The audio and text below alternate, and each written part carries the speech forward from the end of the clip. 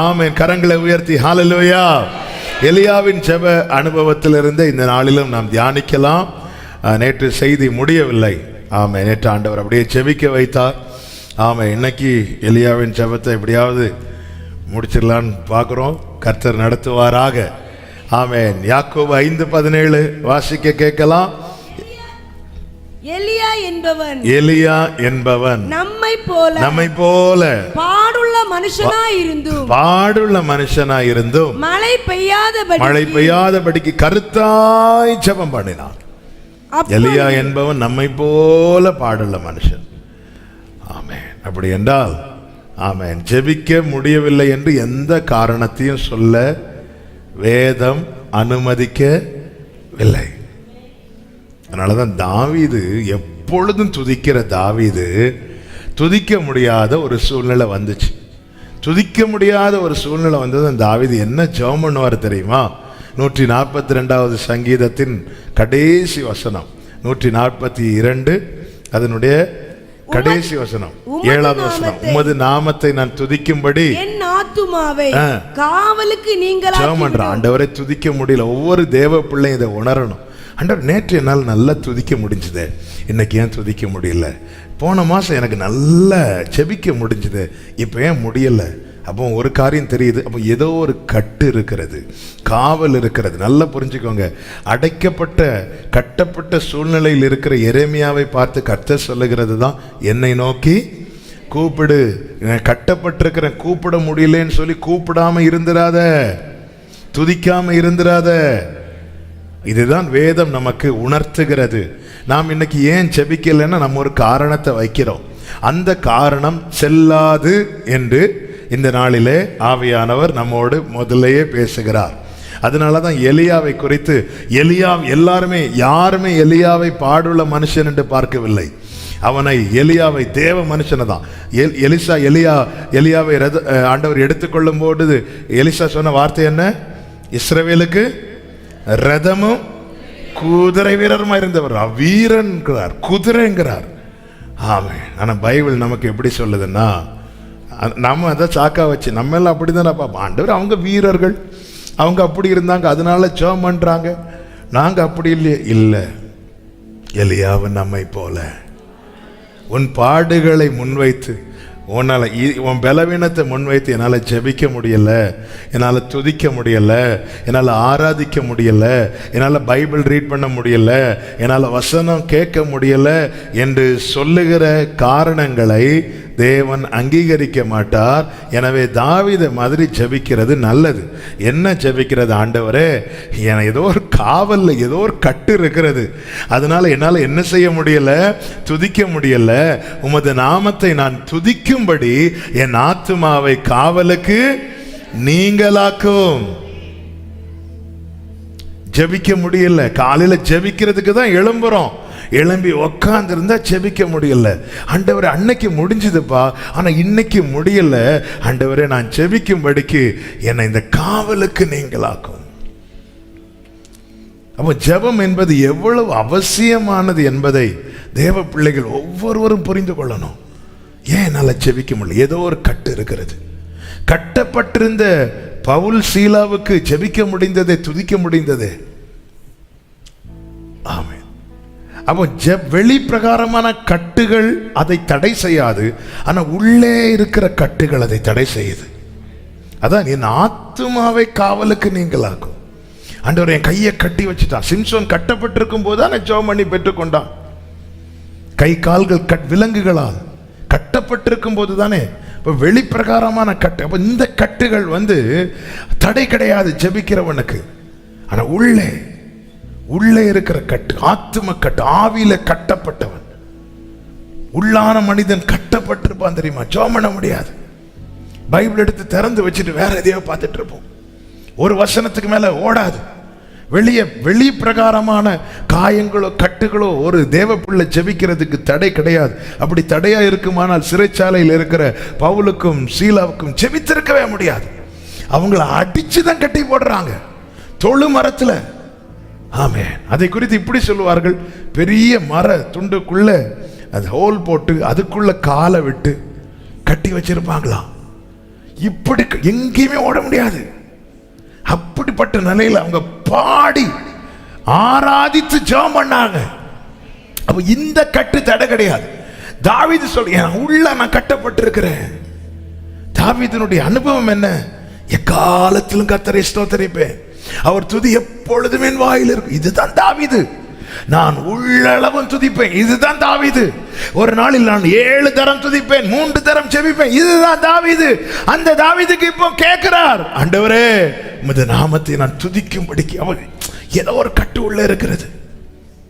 வனாந்திரத்திலிருந்து தாவீதுக்கு துதிக்க முடிந்தது, காடுகளிலிருந்து தாவீதுக்கு துதிக்க முடிந்தது, குகைகளிலிருந்து துதிக்க முடிந்தது. அது எதுவுமே தடை பண்ணவில்லை. ஆனா உள்ள ஒரு கட்டு வந்த போது துதிக்க முடியல, நோக்கி பார்க்க முடியல. அதான் கேட்கிறான். ஒரு தேவ பிள்ளை இதை புரிந்து கொள்ள நம்ம என்ன நினைச்சிட்டு இருக்கிறோம்? பலவீனத்தினால இல்ல, ஏதோ ஒரு காரியம் உள்ள கட்டப்பட்டிருக்கிறோம். தாவீது என்ன சொல்றாரு தெரியுமா? படுக்கையிலே உம்மை நினைக்கிறேன். படுத்திருந்தா கூட, இடையில ஒரு வீடியோ ஒன்று பார்த்து, நீங்களும் பார்த்துருப்பீங்க, ஒரு ஆலயத்தில் படுத்த படுக்கையில் ஒருத்தர் இருக்கிறார். எல்லாரும் வர்ஷிப் பண்ணிட்டு இருக்கும்போது அவருக்கு இத்தனைக்கு ஆக்சிஜன் கொடுத்து ஆலயத்தில் கொண்டு ஒரு சைடில் வச்சிருக்கிறார். அவர் இருந்து அப்படியே ஆராதிக்கிறார், மகிமைப்படுத்துகிறார், துதிக்கிறார். அது தடை இல்லை, அது அவருக்கு தடையாய் இல்லை. ஆமே. ஒரு குறிப்பிட்ட இடத்துல ஊழியத்துக்கு போயிருக்கும் போது அங்கே ஒரு ஃபாஸ்டிங் ப்ரேயரில் செய்தி கொடுக்க போயிருக்கிற திரளான ஸ்திரீகள் நிறைய இருக்கிறாங்க, ஜென்ஸ் கொஞ்சம் இருக்கிறாங்க. அதில் ஒரு ஐயா இருந்தார். அந்த ஐயாவுக்கு ஒரு கை உழந்தான், இதுக்கு மேலே கிடையாது. எல்லாரும் கைத்தட்டி பாடும்போது அந்த ஐயா இந்த பாதி கையை வச்சு இதில் அடித்து பாடுறார். அப்படி அடிக்கும்போது அவருக்கு வலிக்குது. நான் அதை பார்க்குறேன். அவர் கண்ணிலேருந்து கண்ணீர் வருது. ஆனால் அந்த பாட்டு முடிகிறது வர அவர் அப்படியே அடித்து பாடுறார். எனக்கு ஷேமாக இருந்துச்சு. நம்ம எல்லாம் பாட்டுக்கு எப்படின்னா ஃபஸ்ட்டு பாட்டு ஸ்டார்ட் பண்ணும்போது இப்படி கைத்தட்டுவோம். அடுத்து முதல் சரணத்தில் இப்படி ஆகும், 2வது சரணத்தில் இப்படி ஆகும், 3வது சரணத்தில் அப்படி தானே கைத்தட்டிட்டு இருக்கிறோம். எல்லாரையும் சொல்லலை, பொதுவாக நம்ம வந்து அப்போ நமக்கு கைத்தட்ட முடியும். ஆனால் செய்ய மாட்டேங்கிறோன்னா கையை யாரும் கட்டி வைக்கல, ஆனால் உள்ள ஏதோ ஒரு கட்டு இருக்கு. ஆமே. அதாவது உள்ள ஒரு விடுதலை வந்தா. ஆமே. திருப்பத்தூர்ல 3 நாள் மீட்டிங், முதல் நாள் செய்தி கொடுக்க நானும் தம்பியும் போயிருந்தோம். அந்த ஃபர்ஸ்ட் டே, அந்த ஃபர்ஸ்ட் செஷன்ல பேசிட்டு இருக்கும்போது இந்த ஊர் மறந்துட்டு, ஒரு குறிப்பிட்ட ஊர்ல இருந்து, ஆந்திரா பகுதியில் ஒரு குறிப்பிட்ட ஊர்ல இருந்து ஒரு சகோதரன் அந்த செய்தியை பார்த்துட்டு இருக்கிறார். அந்த சகோதரனுடைய நிலைமை என்னன்னா, அவர் அவங்க சர்ச்சில் வேலை பண்ணிட்டு இருக்கிறார். ஸோ ஒரு ஏணி மாதிரி வச்சு மேலே சம் ஒர்க் செஞ்சிட்டு இருக்கும்போது அவர் ஸ்லிப்பாகி கீழே விழுந்து இந்த ஷோல்டர் வந்து டேமேஜ் ஆகிட்டு ஹாஸ்பிட்டலில் போய் கெட்டெல்லாம் போட்டுட்டு நிற்கிறாங்க. நிற்கும்போது டாக்டர்ஸ் என்ன சொல்லியிருக்கிறாங்கன்னா, 3 months கெட்டு போடணும், இப்படி 3 times வந்து கெட்டு போடணும்னு சொல்லிட்டு வந்திருக்கிறாங்க. அப்போ அன்னைக்கு வந்து ஃபஸ்ட்டு செர்மன், தம் தேவன் பெரிய ஒருவராய் பெரிய அதிசயங்களை இந்த வார்த்தையை தான் சொல்லி அன்னைக்கு ஆண்டவர் ப்ரீச் பண்ண வச்சுட்ருக்குறாங்க. ப்ரீச் பண்ணிட்டு இருக்கும்போதே இந்த ஆண்டவரால் கூடாது ஒன்றும் இல்லை இப்படி பேசிகிட்டு இருக்கும்போது அந்த லாஸ்ட் செஷன், அந்த ப்ரேயர் செஷனில் எல்லோரும் எழுப்பி விட்டு ஜெபம் பண்ணிகிட்டு இருக்கும்போது எல்லாரையும் கையை உயர்த்தி ஜெபம் பண்ணுங்க அப்படி சொல்லும்போது இவருக்கு கையை தூக்க முடியாது. ஆனால் இவருக்கு உள்ளம் வந்து இந்த வார்த்தையை கேட்டு சொல்லுது, கையை வந்து தூக்கி ஜெபம் பண்ண அப்படின்னு. இவருக்கு வந்து கையை வந்து தூக்கவே முடியாது. ஆனால் வார்த்தை வந்து உள்ள ஆல்ரெடி என்ன ஆயிடுச்சுன்னா அந்த கட்டெல்லாம் உடஞ்சிட்டு, கையை தூக்கி ஜெபம் பண்ணு. இவர் வந்து வர்ஷிப் டைமில் அந்த உள்ளே இருக்கிற அந்த விடுதலையில் இவருக்கே தெரியாமல் டப்புன்னு கையை தூக்கணும். டப்புன்னு ஒரு சவுண்டு கேட்டான். இவர் போச்சுன்னு நினச்சாராம். செக் பண்ணி போய் பார்த்துட்டு சொன்னார், இனி நீ கட்டெல்லாம் போட வேண்டாம், கிளம்பிட்டாங்க.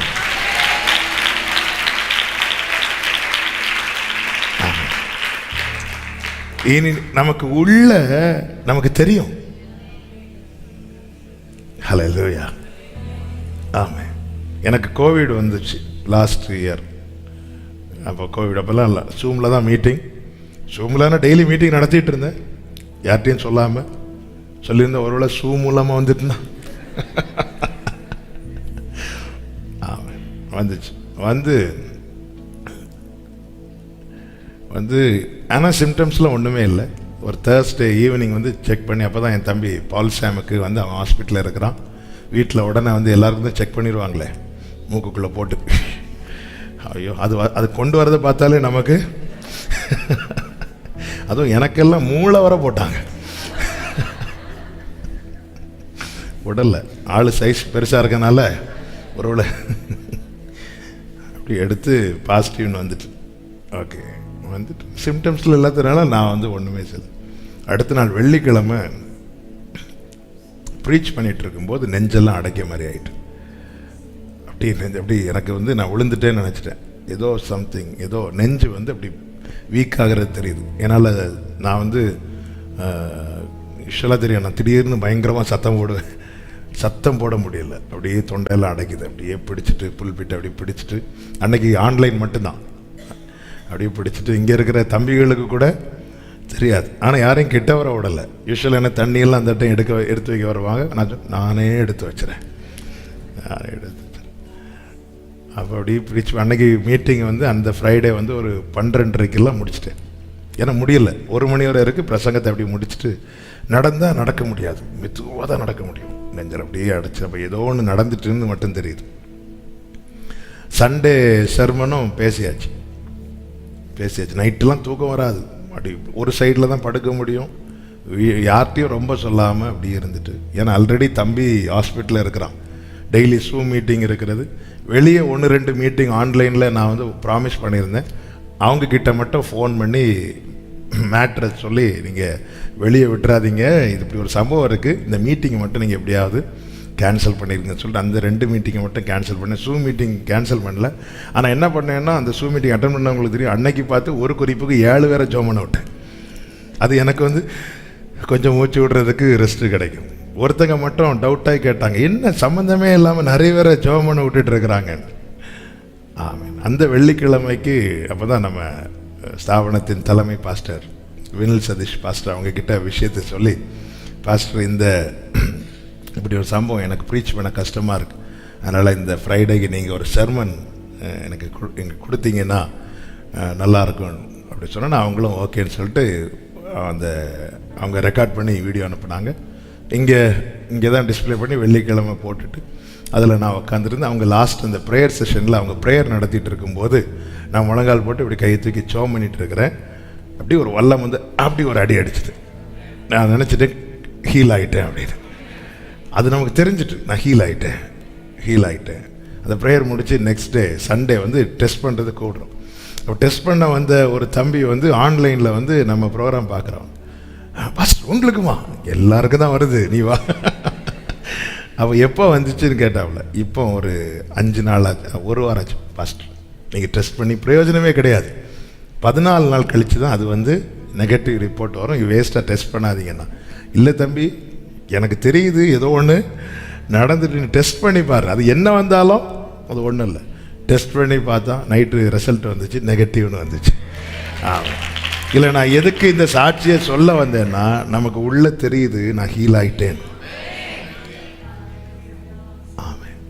அப்போ உள்ள ஒரு விடுதலை வரும்போது தெரியுது, உள்ள ஒரு மாற்றம். முதல்ல உள்ள ஒரு விடுதலை வரும்போது நமக்கு தெரியுது. ரெகுலராக டேப்லெட் எடுக்கிறவங்களுக்கு நான் இயேசு நாமத்தில் சொல்கிறேன்.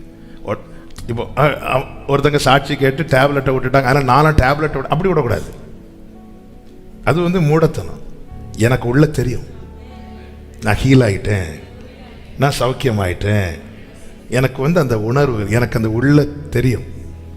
ஓகே, ஒருத்தங்க விசுவாசத்தை வச்சு நாம் அப்ளை பண்ணக்கூடாது, நம்முடைய விசுவாசத்தை வச்சு தான் நம்ம அப்ளை பண்ணணும். நிறைய பேருக்கு வந்து சில காரியங்கள், அதான் ஒரு ஆவிக்குரியவன் நிதானிக்கணும். ஏன்னா எங்கள் அப்பாவுடைய ஃபெய்த் லெவலுங்கிறது வேறு, எங்கள் அப்பாவுடைய விசுவாசங்கிறது வேறு. அது வந்து இன்னும் அது வந்து ஆண்டவர் பழக்கின விதம் வேறு. ஒன்றுமே இருக்காதுங்க, ஆனால் ஆண்டவர் அப்பா வந்து அனௌன்ஸ் பண்ணுவான், அப்பாவுக்கு வந்து பைக் வாங்கணும்னு ஆசை. அப்போ சண்டே. கையில் ஒன்றுமே கிடையாது. அதனால் எனக்கு பைக் வாங்கணும், எனக்கு காசு கொடுங்க அப்படி கேட்கவே மாட்டாங்க. இதுவோ கடைசி வரை அவங்க கேட்டது கிடையாது.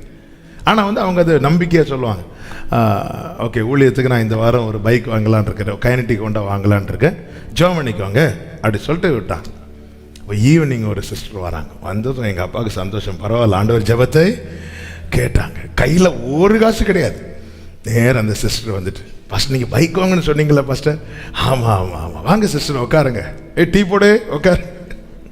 ரைட், என்ன பாஸ்டர்? கைனடிக் ஹோண்டா வாங்கலாம். Okay okay pastor. பாஸ்டர் இந்த பைக் வாங்க வச்சிருக்கிற ரூபாவில் ஒரு 5000 ரூபா மட்டும் எனக்கு கொடுப்பீங்களா பாஸ்டர்? இப்போ எங்கள் அப்பாவுக்கு காசு இல்லைன்னு சொன்னால் அவங்க என்ன சொல்லுவாங்க? காலையில் இந்த வாரத்தில் பைக் வாங்க போகிறேன்னு சொல்கிறாரு. சோதனை வந்து வண்டி பிடிச்சு வரும்.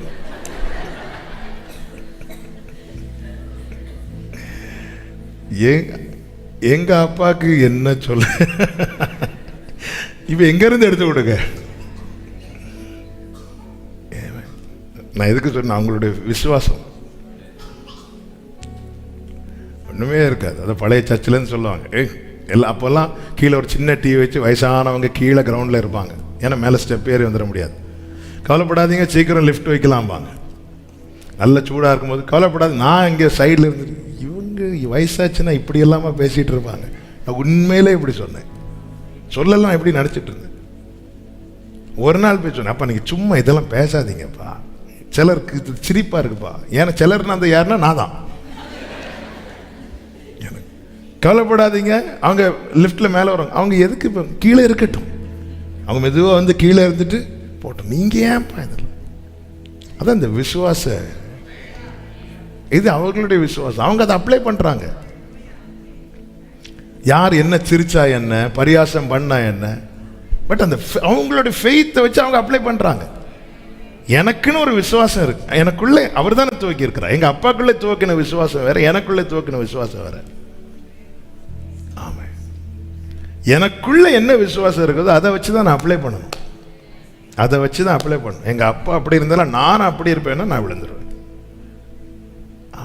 எனக்குள்ள இருக்கிற ஃபெய்த் என்ன, அது தேவன், அதில் தான் பெருகணும், வளரணும். அதுக்கு தான் என்ன செய்யணும்னா, நறுக்கல இந்த சாப்பாடு இதால நிரப்பிட்டே இருக்கணும். இதால குடலை, வயிறை, ஆத்மாவை, இருதயத்தை நிரப்பிட்டே இருக்கணும். இது எல்லாத்துக்கும் இடையில போகுமா? ஊனுக்கு கணுக்களுக்கு இடையில எல்லாம் போகுமா இந்த வசனம்? அப்படிதான் எபிரேயர் 4 சொல்லப்பட்டிருக்கிறது. ஆமே. அப்ப உள்ள, ஆமே, இன்னைக்குள்ள செர்மனுக்குள்ளேயே நம்ம இன்னும் போகல, ஆனா நமக்குள்ள போயிட்டு இருக்கிறார் ஆண்டவர். ஹல்லேலூயா. ஸோ நம்முடைய விசுவாசத்தை அப்போ உள்ளான மனுஷனுக்கு தெரியணும். அப்போ அதுதான் வெளியே இருக்கிற காரணங்களை காரணமாய் வைப்பதை தேவன் ஏற்றுக்கொள்ள மாட்டார். எலியாவும் யேசபேலுடைய மிரட்டலுக்கு பயந்து உட்கார்ந்ததும் ஆண்டவர் வந்து அதை அக்செப்ட் பண்ணவே இல்லையே. உனக்கு இங்க என்ன காரியம், வந்து நில்லு, வந்து ஜோமடி, இது வந்து ரீசனே கிடையாதுங்கிறார். என்ன ஆண்டவர், ரீசன் கிடையாதா? நாளைக்கு இந்த நேரத்தில் ஏன் கதை இல்லை, ரீசனே கிடையாதுங்கிறீங்க. நீ ஜெபிக்காம இருக்கிறதுக்கு இது காரணமா சொல்லாது. இது நிமித்த நீ ஜோமன், இது நிமித்த நீ துதி. ஆமென். ஜெபிக்காம இருக்கிறதற்கு காரணமாக இதை சொல்லாத.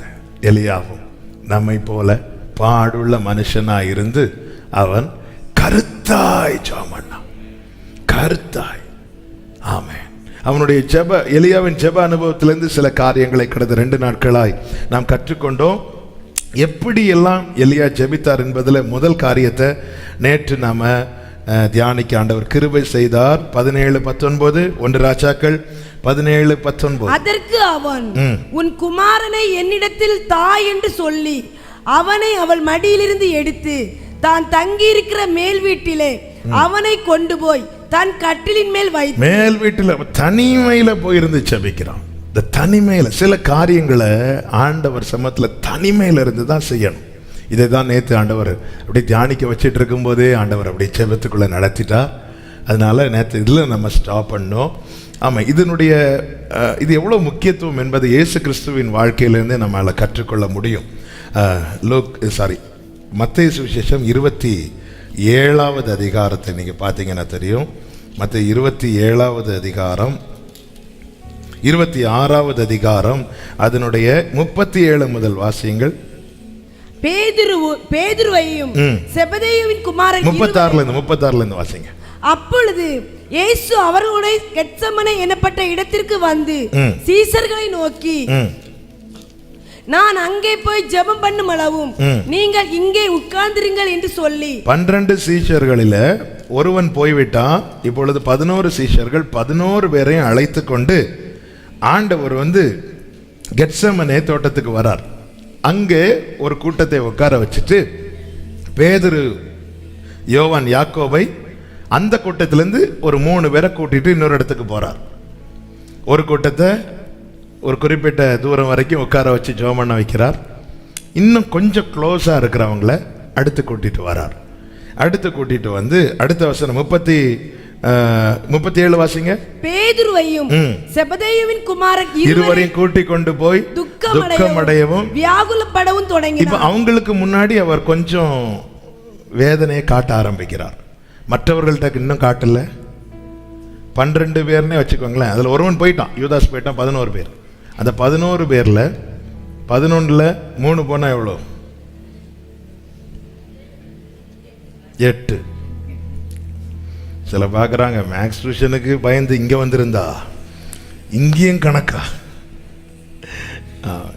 8 பேரை ஒரு இடத்துல உட்கார வச்சு நம்ம ஜெபம் பண்ணுங்க, நீங்கள் ஜெபம் பண்ணுங்க சொல்லிட்டு அவங்களுக்கு ஜெப குறிப்பை கொடுத்துட்டு பேதுரு, யோவான், யாக்கோவை கொஞ்சம் கொண்டு போய் உட்கார வச்சுட்டு அவங்க கிட்ட கொஞ்சம் ஃபீல் பண்ண ஆரம்பிக்கிறார். கூட்டி கொண்டு போய் துக்கமடையவும் வியாகுலப்படவும் தொடங்கும். அப்போ அவருக்கு அந்த துக்கம் இன்னும் கொஞ்சம் அதிகமா இருக்கிறத அறிந்து அவர் என்ன செய்கிறார்? அடுத்த வசனத்தை வாசிங்க. அப்பொழுது அவர், என் ஆத்துமா மரணத்துக்கு ஏதுவான துக்கம் கொண்டிருக்கிறது, நீங்கள் இங்கே தங்கி என்னோட கூட விழித்திருங்கள் என்று சொல்லி சற்று அப்புறம் போய் முகங்குப்புற விழுந்து, என் பிதாவே. நல்ல கவனிங்க. 11 பேர்ல ஆண்டவருக்கு ரொம்ப க்ளோஸா இருந்தது 3 பேர். இந்த அன்று இருந்த ஜனக்கூட்டத்திலே ஆண்டவருக்கு க்ளோஸா இருக்கிறது 11 பேர். 11 பேர்லயும் ரொம்ப க்ளோஸா இருக்கிறது 3 பேர். இந்த 3 பேர்லயும் இயேசுக்கு இன்னும் ரொம்ப க்ளோஸா இருக்கிறது யாருன்னா அப்பா.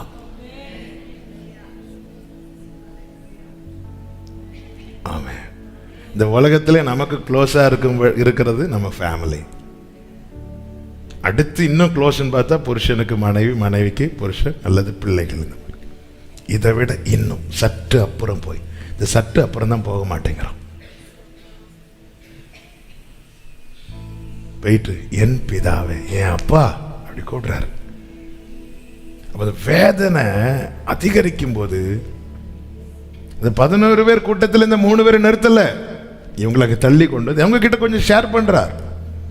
ஆனா எல்லாம் இல்லை, எல்லாம் ஷேர் பண்றதுக்கு எனக்கு ஒருத்தர் இருக்கிறார். ஆமே, இப்படி இருக்கணும் நம்ம. உங்களுக்கு யார் ரொம்ப க்ளோஸ்? எனக்கு க்ளோஸ் என்னுடைய ஃபேமிலி, எனக்கு ரொம்ப க்ளோஸ் என்னுடைய குடும்பம். இல்லை, சொந்தக்காரங்கள்லாம் எனக்கு க்ளோஸ். ஆமே, அவங்கள ரொம்ப க்ளோஸாக வச்சா க்ளோஸ் பண்ணிடுவாங்க.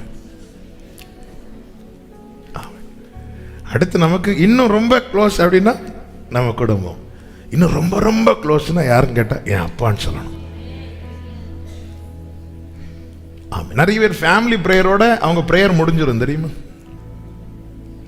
சிலருக்கு இந்த சர்ச்சில் ஜெபத்தோட முடிஞ்சிடும், ஃபேமிலி ஜெபத்தோட முடிஞ்சிடும். சிலருக்கு எப்பா இன்னைக்கு நம்ம ஜெபம் பண்ணியாச்சு. ஃபேமிலி பிரேயர்ல சிலர் உட்கார்றது எதுக்கு தான் உட்கார்ந்துருப்பாங்க தெரியுமா? என் ஆத்மாவே சொல்றதுக்கு. அது வரை அப்படி இப்படி பார்த்துட்டு இருப்பாங்க.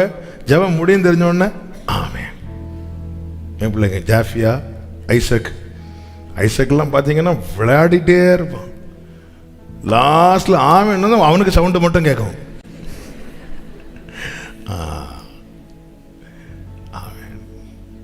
நிறைய பேர் அப்படிதான். நாம அப்படி அது போட்டோம் இன்னைக்கு முடிஞ்சு இல்லை, அடுத்து சற்று அப்புறம் போய் என் அப்பா அப்படிதான் கூடுற, என் பிதாவே. இந்த சற்று அப்புறம் போகிற அனுபவம் தான் எலியா கிட்ட இருந்துச்சு. இந்த ஜெப அனுபவம் தேவ பிள்ளைக்கு மிக மிக மிக மிக அவசியம். ஆமென். இரண்டாவதாக அவர் எப்படி ஜெபிக்கிறார் பாருங்கள். 18வது அதிகாரம், 1 ராஜாக்கள் 18வது அதிகாரம் 32 முதல் நீங்க வாசித்தீங்கன்னா தெரியும். ஆமென். கர்த்தருக்கு ஒரு பலிபீடத்தை கட்டுகிறான். பலிபீடத்தை கட்டி அவன் என்ன செய்கிறான்? 36வது வசனம், அந்தி பலி அவன் பலி செலுத்துகிறான். எலியாவின் ஜெபத்திலே கற்றுக்கொள்ள வேண்டிய இரண்டாவது காரியம் என்னவென்றால், அதிகமாய் பலி செலுத்தணும். ஸ்தோத்திர பலி, தேவனுக்கு ஏற்ற பலி, நீதியின் பலிகள். ஆமென். நல்ல ஆராதனை செய்து ஜெபிக்கணும், நல்ல வர்ஷிப் பண்ணி ஜெபம் பண்ணணும். இது ஜெபத்தை எப்படி ஜெபிக்க வேண்டும் என்று முதல் நாளிலே நாம் இதை தியானித்தோம். ஆமாம், இந்த நாளில் ஆவியானவர் அதை திரும்ப உணர்த்துகிறார். எனவே தான் நல்லா புரிஞ்சுக்கோங்க, கர்த்தருடைய வார்த்தையை கேட்கும் போதும் சரி, நல்ல வர்ஷிப் பண்ணிட்டு. எனவே இந்த வர்ஷிப் டைமை மிஸ் பண்ணக்கூடாது. தேவ பிள்ளைங்க, நீங்கள் எங்கே ஆராதிக்க போகிறீங்களோ சரி, இந்த ஆராதனை நேரத்தில் போய் உக்காந்துடணும். அந்த பலி செலுத்தும் நேரத்தில் ஏறெடுக்கிற விண்ணப்பங்கள் கர்த்தருக்கு ரொம்ப உகந்ததாக இருக்கும். இதை மறந்துடவே கூடாது. நல்ல கவனிங்க. ஆமாம், நல்லா புரிஞ்சுக்க. நம்ம நல்லா வர்ஷிப் பண்ணிட்டு இருப்போம் தெரியுமா?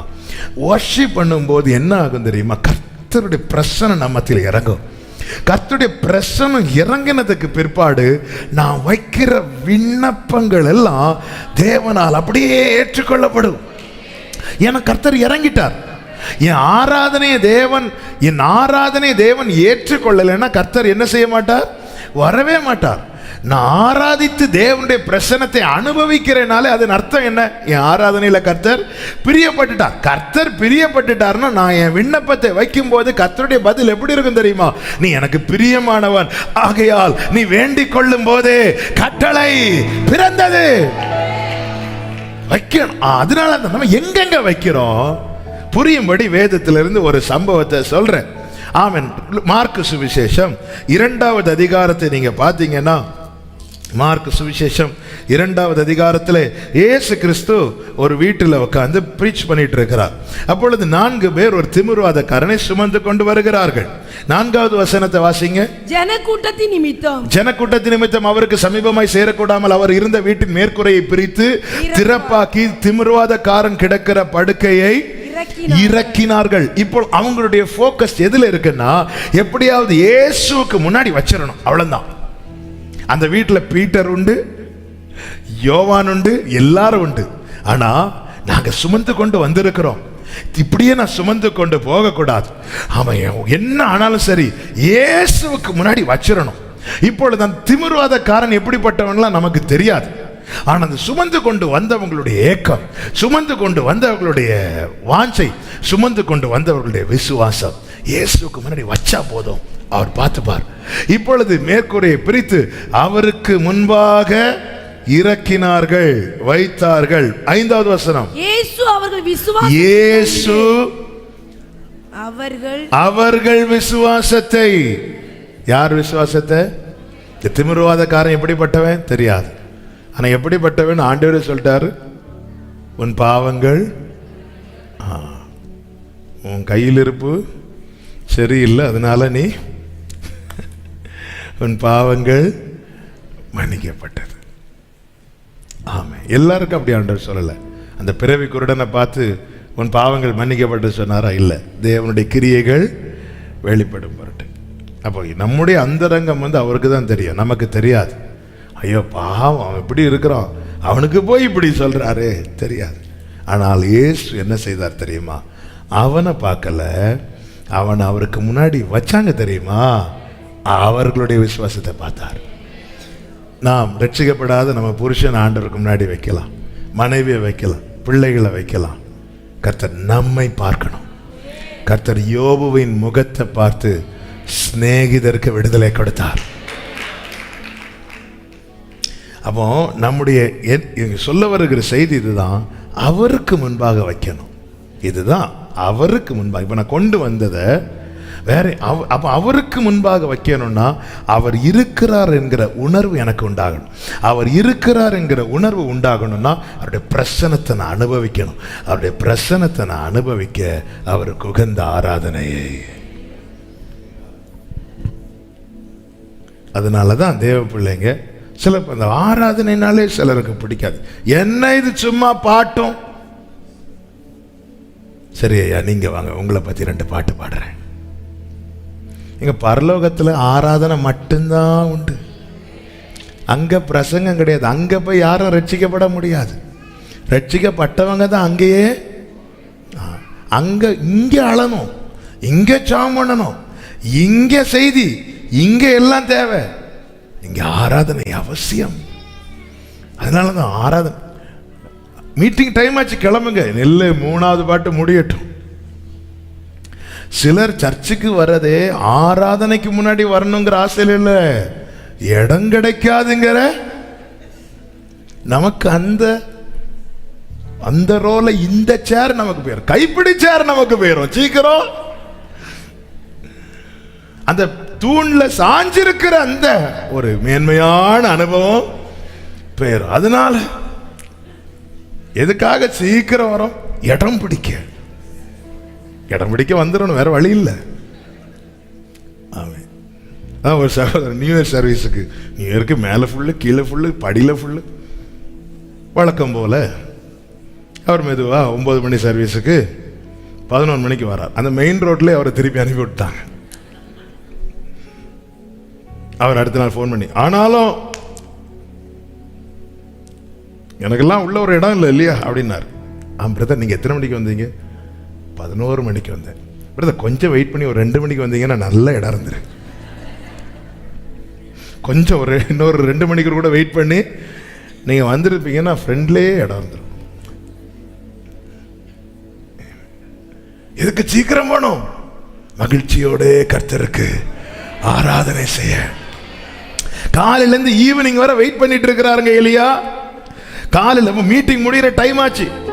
டைம் ஆச்சு, கடகடன்னு ஏதாவது 2 வார்த்தை பிரேயர் பண்ணி விடு. அப்படி விடல, நம்ம எல்லாம் டைம் ஆச்சுன்னு அப்படி தானே ஜெபம் பண்றோம். எல்லா வேலையும் செஞ்சுட்டு டைம் ஒவ்வொரு காரியத்துக்காக போய் ஜெப நேரத்தை தானே குறைக்கிறோம். எலியா பாருங்க, ப்ராப்பரா கொஞ்சம் டைம் ஆனாலும் பரவாயில்ல, வெயிட் பண்ணு. அவருக்கு செலுத்த வேண்டிய பலியை செலுத்தி விட்டு கர்த்தரை பார்த்து கேட்கிறார், என்னை கேளோ. அந்த ஜெபம் கேட்கப்பட்டது. இருதயத்தை உடைத்து ஒட்டுகிற ஜெபம் கேட்கப்பட்டது.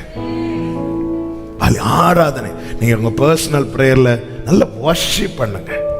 ஐயோ எனக்கு பாட தெரியாது, நீங்க பாடினாதான் அவர் கேட்பார்.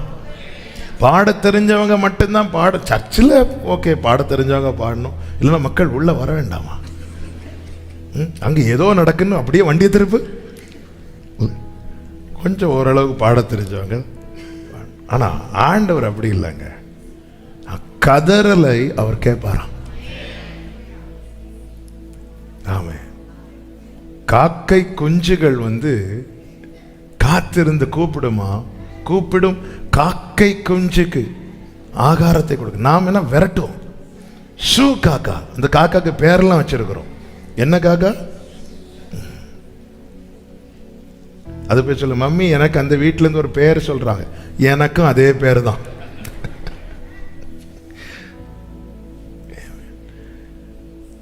ஆண்டவர் அப்படி இல்லை, அந்த கூப்பிடுதலை கேட்கிறார். நீங்க பாடுறத அவர் ரசிப்பாருங்க. அவருக்கு தேவை ராகம் இல்லை, அவருக்கு தேவை தாகம். ஆண்டவர் சொல்லல ராகம் உள்ளவன் மேல் தண்ணீரை ஊற்றுவேன் சொல்லல, தாகம் உள்ளவன் மேல் தண்ணீரை ஊற்றுவேன்டா. ஆமே, நல்ல வர்ஷிப் பண்ணி ஆண்டவருக்கு மகிமையை செலுத்தி ஆமே நம்ம ஜெபத்தை ஏறெடுக்கும் போது. எலியா ரொம்ப எல்லாம் ஜெபம் பண்ணல, நீ சொன்னபடி செய்தேன் ஆபிரகாமின் தேவனே. மொத்தம் 32 வார்த்தைகளா எவ்வளோ இருக்கு நீங்க எண்ணி பாருங்க, இவ்வளோ தான் ஜெபம். ஆனா ஆண்டவர் கேட்டார் பார்த்தீங்களா? பலி செலுத்தி ஜெபிக்கிறான். அடுத்து எப்படி ஜெபம் பண்றான் பாருங்க. ஆமென். 18வது அதிகாரம் 42 முதல் 44 வரை கொஞ்சம் வேகமா வாசிங்க. பின்பு எலியா கர்மேல் பர்வதத்தினுடைய சிகரத்தின் மேல் ஏறி தரையிலே பணிந்து தன் முகம் தன் முழங்காலில் பட குனிந்து தன் ஊழியக்காரனை நோக்கி, நீ போய் சமுத்திர முகமாய் பார் என்றான். அவன் போய் பார்த்து ஒண்ணுமே இல்லை என்றான். நீ இன்னும் 7 தரம் போய் பார் என்றான். 7ஆம் தரம் இவன், இதோ சமுத்திரத்திலிருந்து ஒரு மனுஷனுடைய உள்ளங்கை அத்தனை சிறிய மேகம் எழும்புகிறது என்றான். ஆமென். கர்த்தருக்கு மகிமை உண்டாவதாக. இங்கே எலியா எது வரைக்கும் ஜெபம் பண்றான் தெரியுமா? பெருமழை நிறைச்சல் கேட்கப்படுதுன்னு சொன்னாரே, கேட்கப்பட்டதை கண்கள் காணும் வரைக்கும் ஜெபம் பண்றார். ஜெபத்தினுடைய ஆரம்ப ரிசல்ட் 6 ரிசல்ட் எப்படி இருந்துச்சு தெரியுமா? ஒண்ணுமே. என்ன பதில் வருது? 43வது வசனத்தை திரும்ப வாசிங்க. தன் ஊழியக்காரனை நோக்கி, நீ போய் சமுத்திரமாய் பார் என்றான். அவன் போய் பார்த்து ஒன்றுமில்லை என்றான். முதல் முறை இப்படி 6 முறை ஜெபித்து ரிசல்ட் எப்படி வருது? நமக்கு முதல் ரிசல்ட் ஒண்ணு இல்லைனாலே ஆண்டவருக்கு சித்தம் இல்லையா இருக்கும். ஜெபிக்க மடிச்சு என்னெல்லாம் சொல்றோம் தெரியுமா? கொஞ்சம் அதாவது 7வது முறை பெருமழை நிறைச்சல் அல்ல, 7வது முறை தான் ஒரு உள்ளங்கை அளவு மேகம். அவருடைய உள்ளங்கை அல்ல, நம்முடைய உள்ளங்கை அளவு மேகம்னா எங்க ஒரு டாட்டு மாதிரி தெரியுது, அவ்வளவுதான். ஒரு புள்ளி மாதிரி தெரியும். வானத்துல உள்ளங்கை அளவு மேகம் எவ்வளவுங்க தெரியும்? கொஞ்சம். முதல் 6 ரிசல்ட் என்ன தெரியுமா? அதுவும் சாதாரண ஜெபம் கிடையாது. மலையின் உச்சியில போய் முழங்காலில் தலைப்பட குனிந்து இவ்வளவு தாழ்த்தி வெறுமையாக்கி ஆண்டவர் சமூகத்தில் ஜெபித்து எழும்பி வந்து பார்த்தா ஒண்ணுமே இல்லை. நான் இந்த விண்ணப்பத்தை 6 ஆகஸ்ட் ஜெபத்தில் வச்சாச்சு. ரிசல்ட் ஒன்றுமே. அமைதியாயிட்டீங்க. எலியாவும் நம்மை போல விடல.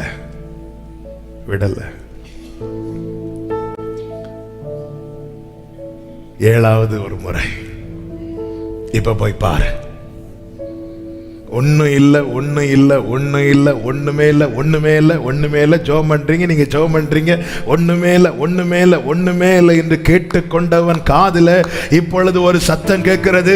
இதோ ஒரு உள்ளங்கை மேகம் எழும்புகிறது. இதோ ஒரு உள்ளங்கை சிறிய மேகம் எழும்புகிறது. பெரிய ஜெபத்துக்கு பதில் எப்படி ஆரம்பிச்சது தெரியுமா? சின்ன மேகம். ஹல்லேலூயா.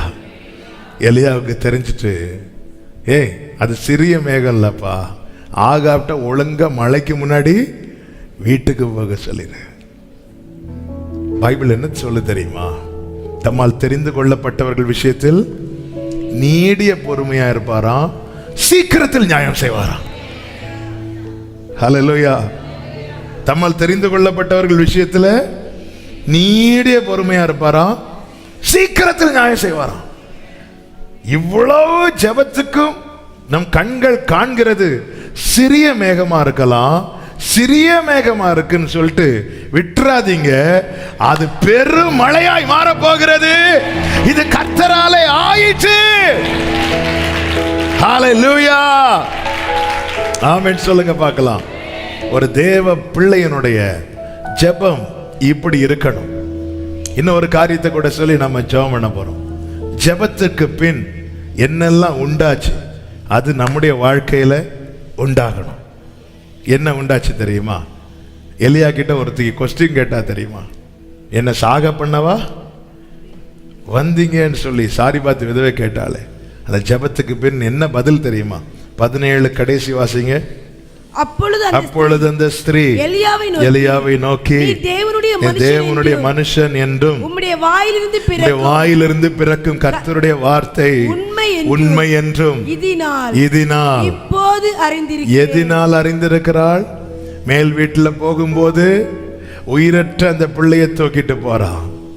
இறங்கி வரும்போது 23வது வசனம், அப்பொழுது எலியா பிள்ளை எடுத்து மேல் வீட்டிலிருந்து அவனை கீழ் வீட்டிற்கு கொண்டு வந்து அவனை அவன் தாயினிடத்திலே கொடுத்து தாயினிடத்திலிருந்து எடுத்து கொண்டு தேவ சமூகத்தில் வைத்து அவனுக்குள்ளே உயிர் திரும்ப வந்து அவனை திரும்ப தாயினிடத்தில் கொடுத்து, பார் உன் பிள்ளை உயிரோடு இருக்கிறான்.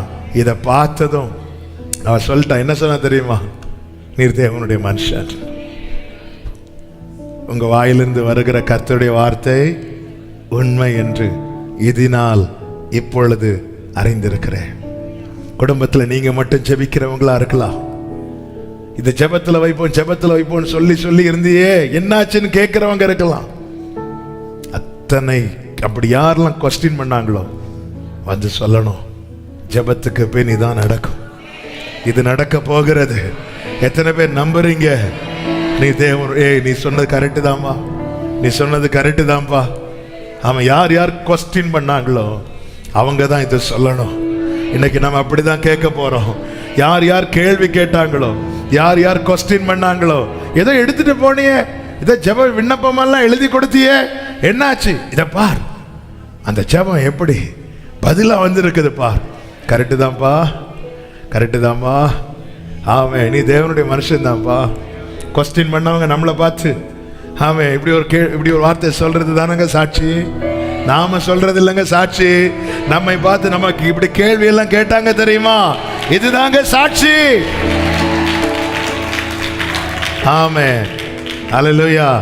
ஜெபத்துக்கு பின் நம்ம சொன்ன வார்த்தை நம்ம கர்த்தர் பேர்ல இருக்க நம்பிக்கையில தான் சொன்னோம். நம்ம விசுவாச அளவில் இல்லை, அவர் பேரை நம்பி சொல்றேன். ஒன்றும் இல்லைம்மா, கொடுமா ஜெபம் பண்ணுவோமா. இங்கே உள்ள போயிருந்து எலியா ஒரே கதறல், ஆண்டவரே இப்படி சொல்லிட்டு வந்துட்டேன். ஆமே, இறங்கும் போது பாருமா, அவ்வளோதான். ஆமே, சார் நம்ம கிட்ட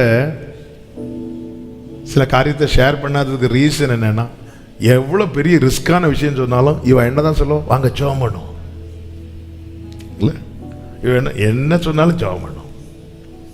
நீ ஜெபம் பண்ணி தான் இப்படி வந்து நிக்குது சில சொல்லுவாங்க. ஆண்டவர் இந்த ஜெபத்துக்கு பின், ஆமென், ஜெபத்துக்கு போகும்போதே கேள்விகளோடு, எலியா அந்த மேல் வீட்டில் போகும்போதே எங்களை சாகடிக்கிறதுக்குன்னே வந்துட்டான் பாரு. அப்ப நிறைய கேள்விகள் நிறைய வார்த்தைகளை கேட்டுருதான் ஆண்டவரே நான் உங்க சமூகத்தில் நிற்கிறேன். நான் ஜெபத்துக்கு பின், இந்த ஜெபத்துக்கு பின் எனக்கு கொஸ்டின் பண்ணவங்கெல்லாம் சொல்லணும், நீ சொன்னது உண்மைதான்ப்பா, வாயிலிருந்து பிறந்த கர்த்தருடைய வார்த்தை அது உண்மைதான். ஆமென், ஹல்லேலூயா. ஆமென். இப்படி கருத்தா ஜெபம் பண்ணா ரிசல்ட் இப்படிதான் இருக்கும். அதனாலதான் எலியாவை நம்மை போல, எலியா என்பவன் பாடுள்ள மனுஷனா இருந்தான். அப்படி சொல்லாம நம்மை போல என்னன்னா, அதே மாதிரி தேவன் நம்மளை பார்க்க விரும்புறார். எப்படி பாடுகளோட இல்ல, கருத்தா ஜெபம் பண்ண, கருத்தா ஜெபம் பண்ண. கொஸ்டின் பண்றாங்க, கேள்வி கேட்கறாங்க, சொல்லணும், நீ தேவனுடைய மனுஷன் தான்பா, நீ கர்த்தருடைய பிள்ளை தான்பா. ஆமே, பிரைஸ்ல. கடந்த நாள்ல ஒரு சகோதரர் ஒரு சகோதரி யாரோ சொன்னாங்க, ஆண்டவர் ஏற்றுக்கொண்டதுனால குடும்பமே உங்களை ஒதுக்கி வச்சுட்டாங்களா. இப்ப பார்த்தா வீட்டில் யாரும் ஒழுங்கா சேர மாட்டாங்க, ஆனா எந்த ஒரு காரியத்துக்குனாலும் என்கிட்ட ஜெபம் பண்ண சொல்றாங்க. ஏன்னா அவங்களுக்கு தெரிஞ்சிட்டு இவ ஜெபம் பண்ணா ஏதோ ஒன்று, அது பெரிய சாட்சிங்க. சேர்ந்து ஒரு இடத்துக்கு போறதை விட பெரிய சாட்சி இது. நீங்க ஒன்று ஜெபம், நம்ம கிட்ட ஒருத்தங்க நீங்க ஒன்று ஜெபம் பண்ணுங்க எனக்காக அப்படி சொல்லிட்டாங்கன்னா, ஐய நான் எப்படி ஜெபம் அப்படி விடக்கூடாது. ஓகே, நம்மள ஆண்டவர் அப்படி வச்சிருக்கிறாங்க, நீங்க ஜெபம் பண்ணுங்க, நீங்க ஜெபம் பண்ணுங்க. எங்க அப்பா ஆண்டவரை ஏற்றுக்கொண்டது நிமித்தம் வீட்டை விட்டு வெளியேற்றப்பட்டார்கள். யாரும் பேச மாட்டாங்க. ஊர்ல இருந்து லெட்டர் வரும், ஆசையா எங்க அப்பா திறந்து பார்த்தா அதுல அவங்கள திட்டி தான் எழுதியிருக்கும். நாட்கள் சென்றது, ஒவ்வொருத்தரா ஃபோன் பண்ணுவாங்க, ஒவ்வொருத்தரா லெட்டர் போடுவாங்க. அப்போல்லாம் ஃபோன் கிடையாது. வந்து பார்ப்பாங்க, எதுக்குன்னா, அண்ணா நாளைக்கு ஒரு இன்டர்வியூ அட்டன் பண்ண போறேன், எனக்காக ஜெபம் பண்ணி விடுங்க, ஜெபம் பண்ணி விடுங்க. தெரிஞ்சிட்டு அடுத்த நாளே தெரியாது, ஆனா ஒரு நாள் தெரியும், நீ தேவனுடைய மனுஷன் என்றும் உன் வாயிலிருந்து பிறந்த கர்த்தருடைய வார்த்தை உண்மை என்றும் தெரியும். ஹல்லேலூயா. யார் சொல்றா தெரியுமா? என்ன கொல்றதுக்குன்னே வந்துட்டீங்களேன்னு கேட்டா தெரியுமா? அவதான். சோ இன்னைக்கு கொஸ்டின் பண்றவங்க எல்லாம் சொல்லணுங்க, அதுதான் சாட்சி. அதுக்கு தாங்க கிருபை தந்து தாங்க வச்சிட்டு இருக்கிறார். எலியா மாதிரி எத்தனை முறை சொல்லியிருப்போம், ஆண்டவர் இங்க வாழ்ந்தது போதும், என்னை எடுத்துக்கோங்க எடுத்துக்கோங்க. ஏன் எடுத்துக்காம வாழ வச்சிட்டு இருக்கிறார் தெரியுமா? யார் யார் உங்களை பார்த்து கேள்வி கேட்டாங்களோ, யார் யார் உங்களை நிந்தித்தார்களோ, உங்களை நிறுத்தினார்களோ, அவங்க எல்லாம் வந்து சொல்லணும், உண்மைதான்பா, நீ சொன்னது உண்மைதான்பா. ஹல்லேலூயா. ஆமென் ஆமென். அடுத்து பாருங்க, ஜெபத்துக்கு பின் என்ன நடந்துச்சுன்னா 18வது அதிகாரம், ஆமென், 39வது வசனம். ஜனங்கள் எல்லாரும் இதை கண்டபோது முகங்குப்புற விழுந்து. எதை கண்டார்களாம்? ஆமென். 38வது வசனம். அப்பொழுது கர்த்தரிடத்திலிருந்து இறங்கி அக்கினி இறங்கி அந்த சர்வாங்க தகன பலியையும் விறகுகளையும் கற்களையும் மண்ணையும் பட்சித்து வாய்க்காலில் இருந்த தண்ணீரையும் நக்கி போட்டது. ஜனங்கள் எல்லாரும் இதை கண்டபோது முகங்குப்புற விழுந்து, கர்த்தரே தெய்வம். நம்முடைய ஜெபத்துக்கு பின் நடக்க வேண்டிய அடுத்த காரியம் என்ன தெரியுமா? நம்ம கூட இருக்கிறவங்க எல்லாம் சொல்லணும், கர்த்தரே தெய்வம் என்று. ரட்சிக்கப்படாதவங்க சொல்லணும், கர்த்தரே தெய்வம் என்று. அப்படி சொல்லணும்னா சில அடையாளங்கள் நடக்கணும். ஜனங்கள் எல்லாரும் அதை கண்டபோது காணணும். நம்ம ஜெபிக்கிற ஜெபத்தின் பலனை தேசத்துல பார்க்கணும். ஆமா, நம்ம சத்தம் கேட்டு யாரும் வர மாட்டாங்க. ஆனா கர்த்தர் வானத்திலிருந்து கிரியை செய்யும் போது, ஆனால் நம்மள உருகி ஜெபம் பண்றது 2 பேர் கேட்டெல்லாம் வர மாட்டாங்க. அது அவர் கேட்கட்டும், அவர் செய்யறத ஜனங்க பார்க்கட்டும். ஸோ நம்ம எதுக்காக ஜெபம் பண்ணணும் தெரியுமா? ஜெபம் பண்ணி ஒன்று வந்ததும் பார்த்தீங்களா நான் ஜெபம் பண்ணி தான் அப்படி சொல்றதுக்கு இல்லை. ஆண்டவரே, என் ஜனங்கள்லாம் சொல்லணும், இவ பெரிய ஜெப வீராங்கனை, இவர் பெரிய ஜெப வீரன். அப்படி வேண்டாம் ஆண்டவரே, வேண்டாம்ப்பா. எல்லாரும் கர்த்தரே தெய்வம் என்று சொல்லட்டும்பா. இயேசுவே ஆண்டவர், இயேசுவே அதுக்கு தாங்க ஜெபம் பண்ணணும். ஆமென். நம்ம கிட்ட 4 பேர் ஜெபம் பண்ண சொல்லும்போது பெருமை மட்டும் வந்துடவே கூடாது. தலைகளுன்னு ஜெபம் பண்ணாலும் ஆண்டவர் கேட்க மாட்டார். ஆமாம், நம்ம ஜெபம் ஒருத்தங்களுக்கு ஜெபம் பண்ணி ஒரு நன்மை கிடைச்சிட்டு அவங்க அந்த நன்மை அனுபவிச்சுட்டு இருக்கும்போது நான் மட்டும் ஜெபம் பண்ணலைன்னா தெரியும். அப்படி பேசியிருக்காங்க நிறைய பேர். சிலர் பேசும்போது, இந்த வீட்டில் நான் மட்டும் ஜெபம் பண்ணிட்டு இருக்கிறேன் பாஸ்டர். சரி, அதுக்கு இப்போ நான் என்ன செய்யணும்?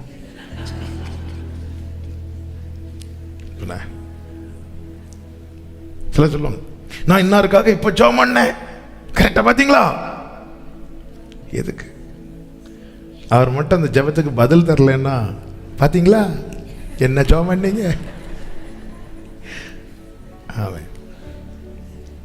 நாம பெருமை பாராட்டணும்னா நாம பண்ணின எல்லா ஜெபத்துக்கும் பதில் வந்திருக்கணும். நம்ம பண்ணது மாதிரி வந்துச்சா? எனக்கு வரல. உங்களுக்கு வந்துருச்சான்னு தெரியல. பவுலுக்கே வரல, இயேசுக்கே வரல. இந்த பாத்திரனை விட்டு பதில் வரல. இல்லை, நான் ஒன்று கேட்டு அவர் தந்தார்னா நான் அதில் எதை பார்க்கணும்னா என்ன பார்க்கக்கூடாது, அவருடைய இரக்கத்தை பார்க்கணும். இந்த இடத்துல மட்டும் எலியா கேட்டு அப்படி நடக்கலைன்னா எலியா எவ்வளோ வெட்கப்பட்டிருப்பான் தெரியுமா? நான் கேட்டு கர்த்தர் எனக்கு செய்ய காரணம் என்ன தெரியுமா? நான் வெட்கப்பட்டு போவது அவருக்கு விருப்பம் அல்ல. என் பிள்ளை, என் ஜனங்கள் ஒருபோதும் வெட்கப்பட்டு போவது இல்லை. ஆமென். உடனே பாஸ்டருக்கு ஒரு பாராட்டு விழா. நான் இப்படிலாம் போயிடாதீங்க. ஜெபித்த பாஸ்டருக்கு ஒரு தேங்க் பண்ணுங்க, விடுங்க, அது கூட வேணும் இல்லை. இருந்தால் நமக்காக நன்றி அறிதல் உள்ளவர்களாய் இருங்கள் என்று பைபிள் சொல்லி பரவாயில்ல சொல்லி ஜெபம் பண்ணாங்க. தேங்க்ஸ், அதோட முடிஞ்சு. பாஸ்டர் எங்களுக்காக ஊக்கமாய் உருகி, பார்த்தீங்களா நீங்க, நான் ஊக்கமாக உருகி ஜெபம் பண்றேன். ஆமென். நான் எப்படி ஊக்கமாவோ தூக்கமாவோ அது அவருக்கு தான் தெரியும். ஜெபித்த பாஸ்டருக்கு அது சொல்லணும் கிடையாது. சரி, நன்றி அறிதல் உள்ளவர ஓகே, அதை விட்டுட்டு அவர் எங்களுக்காக உபவாசித்து எங்க.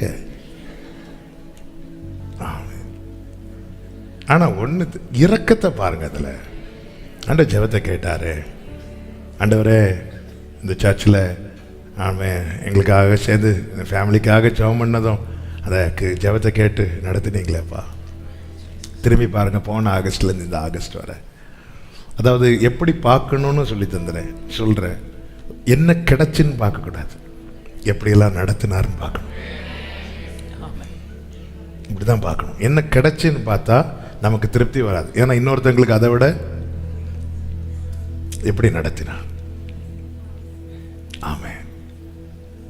சமவெளியில் நடந்தவர்களும் இருப்பார்கள், தீயிலும் தண்ணீரிலும் நடந்தவர்களும் இருப்பார்கள். சமவெளியில் நடந்தவங்களும் ஆகஸ்ட் பிரேயரை பார்க்குறாங்க, தீயிலும் தண்ணீரிலும் நடந்தவங்களும் பார்க்குறாங்கன்னா அவங்களுக்கு கொடுத்த கிருபையை விட இவங்களுக்கு கொடுத்த கிருபை ரொம்ப ஜாஸ்தி தான். இப்படிதான் பார்க்கணும். ஆமாம், இப்படிதான் பார்க்கணும். ஆண்டவர் அவங்களுக்கு ஒரு பிரச்சனை இல்லை, எனக்கு 1000 பிரச்சனை. அவங்களும் இதே பிரேயரில் வந்து உட்காந்துருக்கிறாங்க, நானும் அவங்க பக்கத்தில் வந்து உட்காந்துருக்கிறேன்னா ஆமாம், எவ்வளோ கிருபை பாராட்டுறீங்கப்பா. இன்னும் தேவை கிருபை. இப்படி பார்த்ததான் உங்களை அதிசயமாய் நடத்தி வந்த உங்கள் தேவனாகி கர்த்தருடைய நாமத்தை துதிப்பீர்கள். துதிப்பீர்கள், துதிக்க தான் தோணும். ஆமாம், ஜெபத்துக்கு பின்னாக ஆண்டவரே, உங்கள் குடும்பத்தில் சிலர், கடந்த நாளில் ஒரு சகோதரர் சொன்னார், அவங்க இந்த ஆவிக்குரிய அனுபவத்தில் வந்தது நிமித்தம் ஊரில் யாரும் பேச மாட்டாங்க, அப்படி எப்படி.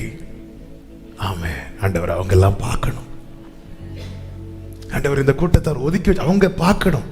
அவங்க என் சத்தத்தை கேட்டுல மாற்றம் வராதுப்பா, ஆனா நீங்க மேல இருந்து ஒண்ணு செய்யும் போது அதை பார்ப்பாங்க. பார்த்துட்டு நாங்க சொல்ல தேவையில்லை, அவங்களே சொல்லுவாங்க, கர்த்தரே தேவன். தேசம் இயேசுவை அறிக்கை செய்யணும்னா வானத்திலிருந்து இப்படிப்பட்ட அக்கினி இறங்கணும். இறங்கணும்னா எலியாவ மாதிரி ஜெபிக்கிறவங்க எழும்பணும். சபையை எழும்புவோம். ஆமென். கர்த்தர் கிரியை செய்வாராக. ஜெபத்துக்கு பின் இன்னொரு காரியத்தை சொல்றேன், நம்ம ஜெபிக்கலாம். ஆமென். தேசத்துக்கு சேமம் உண்டாச்சு.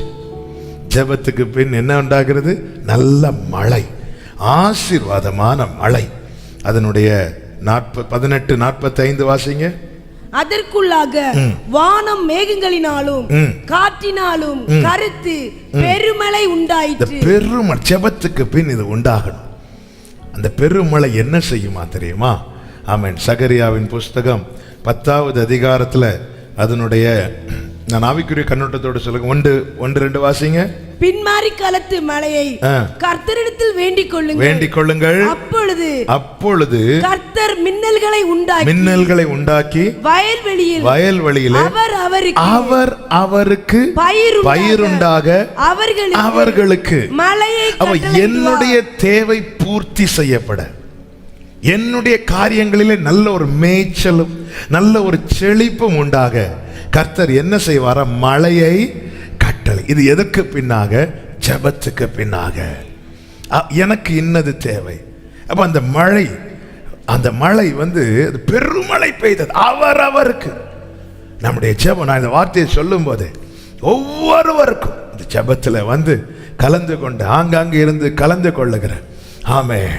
ஒவ்வொரு அவரவருக்கு, அந்த வசனத்தை பார்த்தீங்களா? அவரவருக்கு பயிருண்டாக. உனக்கு என்ன உண்டாகணும், உனக்கு என்ன, அது அவருக்கு தான் தெரியும். இதுக்கு என்ன தேவை? அவர் கட்டளை இடுகிற மழை தேவை. ஆமாம். ஒவ்வொரு குடும்பத்திலும் ஏற்ற காலத்திலே ஆசீர்வாதமான மழை பெய்வதாக. ஏற்ற காலத்திலே மழையை பெய்ய பண்ணவே, ஏற்ற காலத்திலே. ஜெபத்துக்கு பின் ஒரு தேவ பிள்ளை சொல்லணும், ஆண்டவரே நான் உம்முடையவன் என்பதை என்னை சூழ்ந்திருக்கிறவங்க, என்னை கேள்வி கேட்டவங்க அறிந்து கொள்ளணும்பா. கர்த்தரே தெய்வம் என்பதை என் ஜனங்கள் அறிந்து கொள்ளணும்பா. ஆண்டவரே உம்மால் வருகிற ஆசீர்வாதம் எங்களுக்கு கிடைக்கணும். ஆண்டவரே ஆமென். இப்படி ஜெபிப்போம். ஜெபத்துக்கு பின்னான இந்த நன்மைகளை நம்முடைய கண்கள் காணும்படிக்கு கர்த்தர் கிருபை செய்வாராக. தேவ சமூகத்தில் நம்மை தாழ்த்தலாமா? முழங்காற்படியிட்டு ஹல்லேலூயா.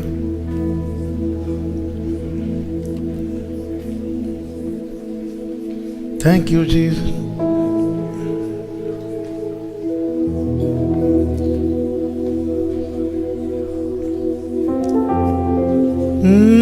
உள்ளமதின் பாரங்களை ஊக்கமாய் கர்த்தரிடம் சொல்லுவோம்.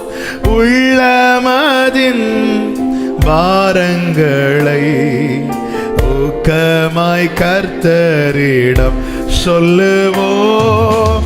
இக்கட்டு நேரத்தில் கூப்பிடுவோம், இயேசு வந்தாதரிப்பார். இக்கட்டு நேரத்தில் கூப்பிடுவோம், அப்பா இயேசு வந்தாதரிப்பார். கர்த்தரை நம்பியே ஜீவிப்போம்.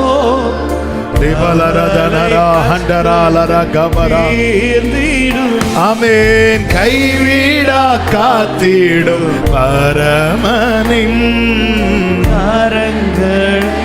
ஆமென். ஜீசஸ் கைவிடா காத்திடும் பரமனின் ஹல்லேலூயா, கரங்கள். ஹல்லேலூயா. அன்பு மிகும் அண்ணலிவர் அருமை இயேசுவை நெருங்குவோம். அன்பு மிகு அண்ணலிவர் அருமை இயேசுவை நன்றியப்பா. தம்மண்டை வந்தோரை தள்ளிடாரே, தாங்கி அணைத்திடுவார். தம்மண்டை வந்தோரை தள்ளிடாரே, தாங்கி நடத்திடும். நீதிமானின் சிரசின் மேல், நீதிமானின் சிரசின் மேல் நித்திய ஆசி வந்திறங்குமே. ஆமென் ராஜா. S father. நித்திய ஆசீர்வாதம். ஆமென். கிருபை நன்மைகள் தொடருமே, கேட்பது கிடைக்குமே. கிருபை நன்மைகள் தொடருமே, கேட்பது கிடைக்குமே.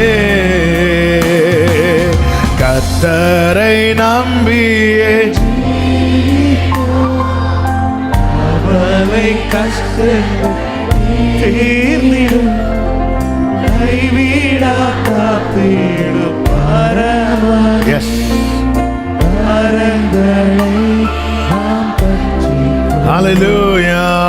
கைவிடா காத்திடும் பரமனின் கரங்களை நாம். ஒரு 2 நிமிஷம் ஒரு பிரதானமான காரியத்துக்காக இந்த வார்த்தைகளின்படி யார் யார் கேள்வி கேட்டாங்க அவங்க வந்து சொல்லணும்ப்பா, நான் உம்முடையவன் என்று, நான் சொன்ன உங்க வார்த்தை உண்மை என்று.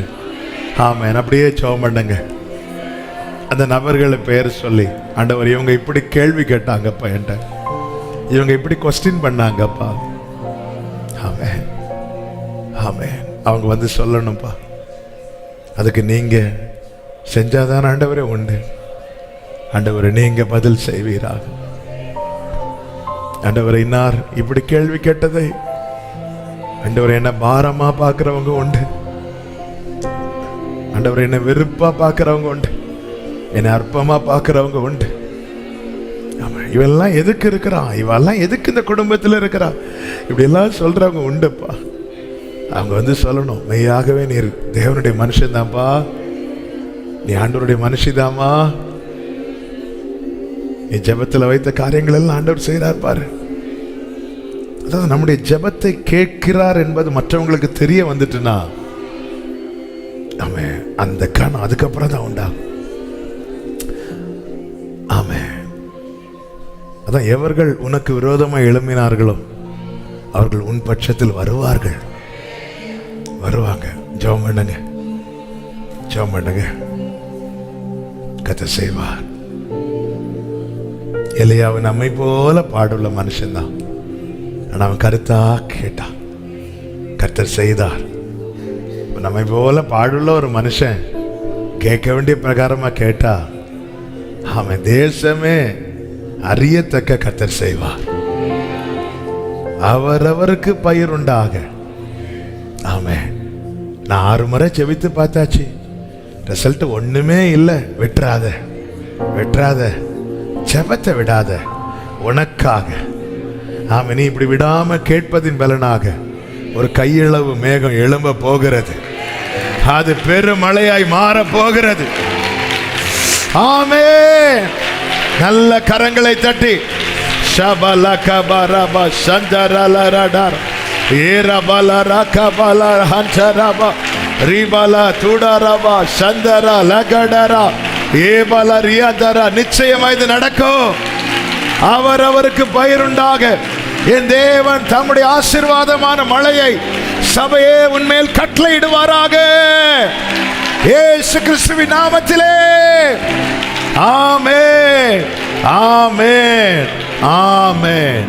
ஹல்லேலூயா. நாம் எல்லாரும் கர்த்தரை ஸ்தோத்திரிக்கலாமா? ஸ்தோத்திரம், ஸ்தோத்திரம், ஸ்தோத்திரம், ஸ்தோத்திரம், ஸ்தோத்திரம். அப்பா பரிசுத்த பிதாவை நன்றி செலுத்துகிறோம். இந்த நாளில் உங்க சமூகத்தில் எங்களை அழைத்து கொண்டு வந்து பாட, துதிக்க, ஆராதிக்க, ஜெபிக்க கிருபை செய்தீர்.